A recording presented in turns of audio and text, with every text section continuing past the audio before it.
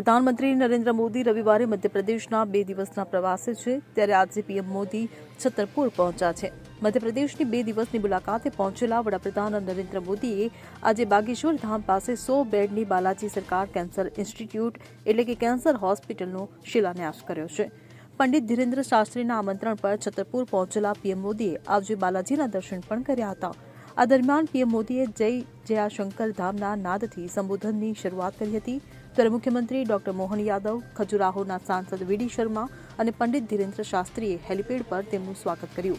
પ્રધાનમંત્રી નરેન્દ્ર મોદીએ કહ્યું કે ખૂબ જ ઓછા સમયમાં મને બીજી વખત વીરોની ભૂમિ બુંદેલખંડની મુલાકાત લેવાની તક મળી છે. આ સમયે બાલાજીએ મને બોલાવ્યો છે. હનુમાનજીની કૃપાથી શ્રદ્ધાનું કેન્દ્ર હવે સ્વાસ્થ્યનું કેન્દ્ર બનવા જઈ રહ્યું છે. Bureau report CN24 news. હવે જુઓ દેશ દુનિયાની તમામ ખબરો તમારી આંગળીના ટેરવે. ઉઠાવો મોબાઈલ અને Google Play Store પરથી ડાઉનલોડ કરો અમારી CN24 ન્યૂઝ મોબાઈલ એપ.